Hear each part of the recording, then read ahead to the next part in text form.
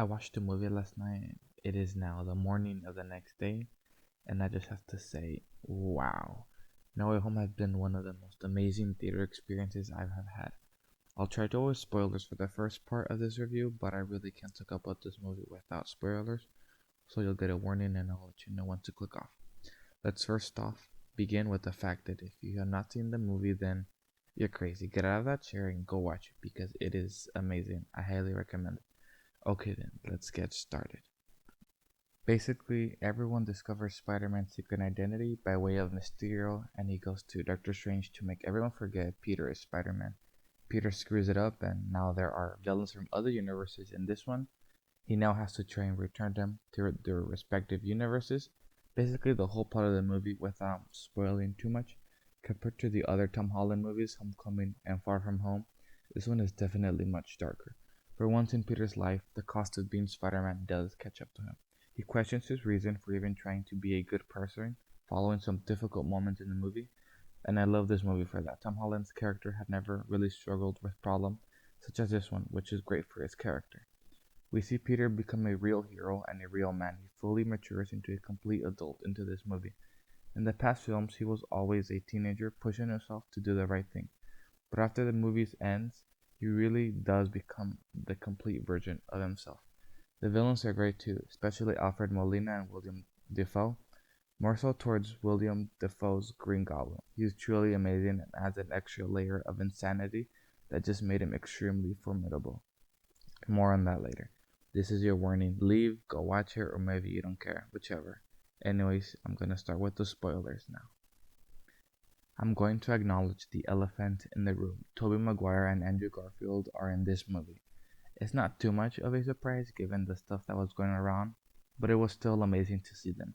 They had a very nice chemistry among the three Spider-Men, which is nice. It was that of some friends that just so happened to be Spider-Man. They provide great emotional support after some tragic events in Peter's life. I think their inclusion was great because it helped shape Tom Holland's Peter into a better Spider-Man. I will say that they didn't really do much. Their main reason is mostly to help Tom Holland fight the other villains, given that there are three.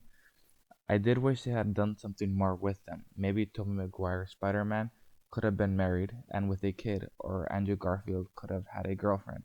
Not to replace Gwen, in a sense, but just to communicate to us that he is doing better and has progressed since the last time we saw him. I love the way they gave Garfield a chance at redemption by saving MJ from her death. It was a nice little touch. I kinda wanted to hear the Sam Raimi's theme song, but their inclusion was great regardless.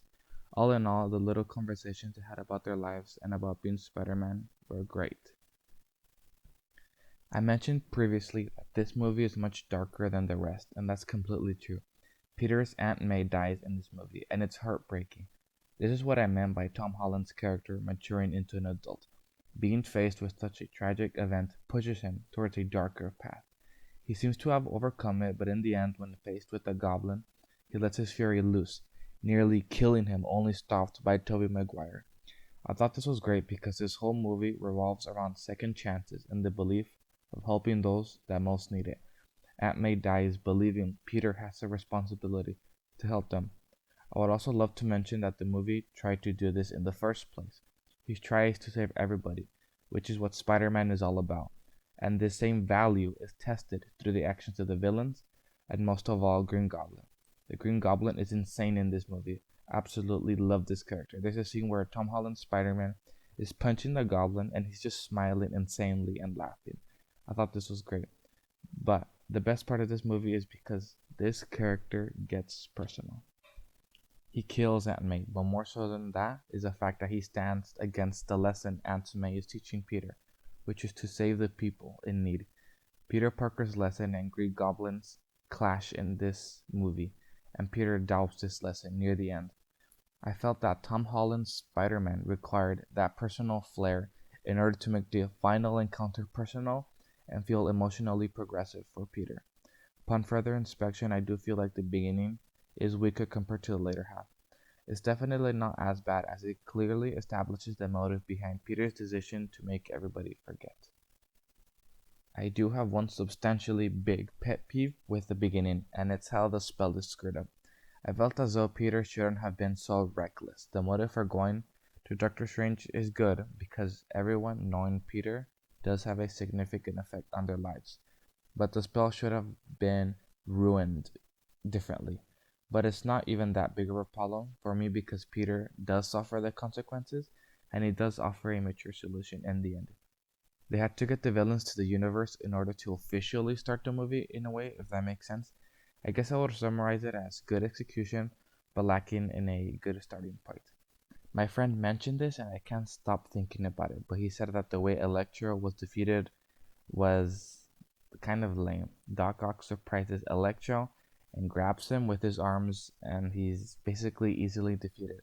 Now that my friend mentions this, I do sort of agree, but this is no bigger than a pet peeve.